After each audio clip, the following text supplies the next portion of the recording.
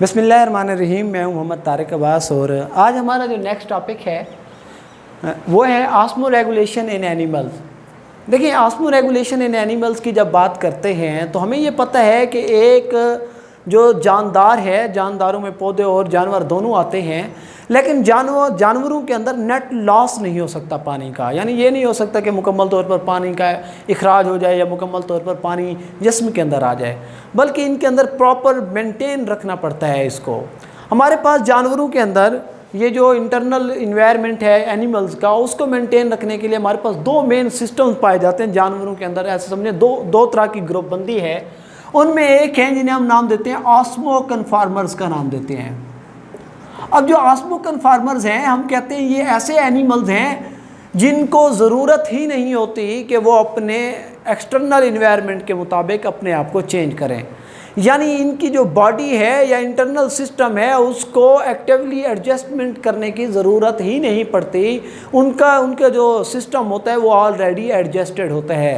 लिहाजा ऐसे जानवर जिनको बाहर के माहौल के मुताबिक, बैरूनी इन्वायरमेंट के मुताबिक अपने इंटरनल सिस्टम को चेंज करने की ज़रूरत ना पड़े, उनको हम क्या नाम देते हैं? ऑस्मो कन्फार्मर का नाम देते हैं। क्या नाम देते हैं उनको? ऑस्मो कन्फार्मर का। दूसरे नंबर पर जो है वो है हमारे पास ऑस्मो रेगुलेटर।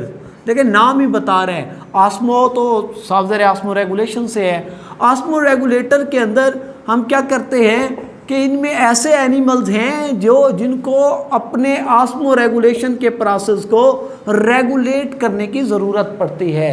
यानी ये अपने इंटरनल बॉडी के इन्वायरमेंट को बैरूनी या एक्सटर्नल इन्वायरमेंट के मुताबिक एडजस्ट करते हैं।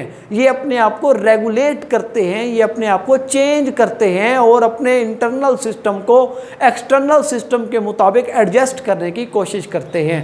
या बाहर जिस तरह इन्वायरमेंट हो उसके बावजूद भी ये अपने इंटरनल सिस्टम को उसे फिक्स रखते हैं। देखें, इसमें दो बातें हैं। ऑस्मो कन्फार्मर में जिस तरह का बाहर इन्वायरमेंट होगा वो वैसे अपने आप को सेट कर लेंगे उसी के मुताबिक, लेकिन ये जो है ये अपने आप को चेंज नहीं कर सकते उस तरह। बाहर अगर ऐसा इन्वायरमेंट आ गया है जो इनके मुताबिक नहीं है तो ये अपने आप को एडजस्ट करेंगे अपने आप को फिक्स रखने के लिए, ये उसके मुताबिक चेंज नहीं होंगे। पहली बात। दोस्तों, अभी इसके बाद हमारा एक छोटा सा टॉपिक है जिसमें हमने ये देखना है डिफरेंट इन्वायरमेंट्स के अंदर किस तरह ऑस्मो रेगुलेशन के प्रोसेस को सेट रखा जाता है। डिफरेंट इन्वायरमेंट की बात करें अगर, तो डिफरेंट इन्वायरमेंट में आज हम एक टॉपिक देखेंगे, एक इन्वायरमेंट देखेंगे, वो है हमारे पास मेराइन इन्वायरमेंट। अब देखिए, मेराइन इन्वायरमेंट कौन सा होता है? जिसमें नमकियात की मिकदार, साल्ट्स की मिकदार, या हम यूं कहें कि सल्यूट की मिकदार क्या हो, ज़्यादा हो। मेराइन इन्वायरमेंट में साल्ट्स कंसंट्रेशन या फिर सल्यूट कंसंट्रेशन ये जो है ना, ये हायर लेवल पाया जाता है इसका, यानी ज़्यादा मिकदार में ये पाए जाते हैं। अब ऐसे जानदार जो मेराइन इन्वायरमेंट में रहते हैं उनको कुछ प्रॉब्लम्स का सामना करना पड़ सकता है, लेकिन पहले हम कुछ एग्जांपल देखते हैं। मिसाल के तौर पर देखें, मेराइन इन्वायरमेंट में भी मुख्तलिफ स्पीशीज़ के जानदार रहते हैं, जैसे इनवर्टिब्रेट्स हैं। इनवर्टिब्रेट्स जितने भी हैं, मोस्टली इनवर्टिब्रेट्स जो हैं, इनवर्टिब्रेट्स वो हमारे पास जो हैं, जो इनवर्टिब्रेट्स हैं वो हैं तकरीबन ऑस्मो कन्फार्मर्स। ठीक है, ऑस्मो कन्फार्मर हैं। ठीक हो गया। दूसरे नंबर पर जो है हमारे पास वो वर्टिब्रेट्स हैं। अब वर्टिब्रेट्स के अंदर हमारे पास एग्जांपल है हैगफिश की। ये हमारे पास आइसोटोनिक है। आइसोटोनिक है यानी इनका इंटरनल और एक्सटर्नल जो सल्यूट की कंसंट्रेशन और सॉल्वेंट की कंसंट्रेशन है उनका लेवल सेम होता है। तीसरे नंबर पर हमारे पास हैं कार्टिलेजिनियस फिशेस। अब देखिए, ये जो कार्टिलेजिनियस फिशेस हैं ना, इनकी अगर बात करें तो इनकी बॉडी का जो इंटरनल सिस्टम है वो होता है, उसके अंदर साल्ट की कंसंट्रेशन कम होती है, हाइपो इन्वायरमेंट होता है। जबकि इनकी बॉडी के बाहर जो है वो हाइपरटोनिक इन्वायरमेंट होता है, क्योंकि मेराइन इन्वायरमेंट है। बाहर इन्वायरमेंट मेराइन है। मेराइन का मतलब ये हुआ कि उसमें साल्ट की कंसंट्रेशन बहुत ज़्यादा है, जबकि इनके अंदर साल्ट की कंसंट्रेशन इतनी ज़्यादा नहीं होती। अब जब बाहर से पानी इनके जिस्म में जाता है तो आप सोचें इनके जिस्म के अंदर नमकियात की मिकदार भी बढ़ जाती है। इसलिए ये अपने आप को क्या करते हैं, उस नमकियात की मिकदार को ये खारिज करने की कोशिश करते हैं जो इनके जिस्म के अंदर एक्स्ट्रा आ चुकी होती है। क्योंकि ये ऑस्मो रेगुलेटर हैं, ये अपने आप को रेगुलेट करके अपने जिस्म के इंटरनल सिस्टम को वहीं पर रखते हैं जहाँ पर इसको होना चाहिए। लिहाजा ये क्या करते हैं, फिर ये उस साल्ट्स की कंसंट्रेशन को रिमूव करने की कोशिश करते हैं। ये जो साल्ट की कंसंट्रेशन को रिमूव करते हैं, इनमें दो इनके पास मेन चीज़ें, एक तो ये गिल्स की मदद से करते हैं, नंबर 2 इनके पास स्पेशल सिक्रीटरी ग्लैंड्स होते हैं, स्ट्रक्चर होते हैं जिन्हें हम रेक्टल ग्लैंड्स का नाम देते हैं। क्या नाम देते हैं?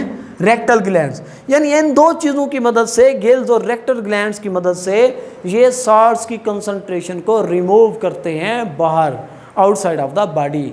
इसके साथ ही कुछ और भी ऐसे जानदार हैं देखें जिनमें हाइपोटोनिक इन्वायरमेंट होता है और बाहर हाइपरटोनिक इन्वायरमेंट होता है। लेकिन ये क्या करते हैं, उस हाइपरटोनिक इन्वायरमेंट के साथ खुद को सेट करने के लिए ये अपने अंदर यूरिया की कंसंट्रेशन को ऐड करते हैं।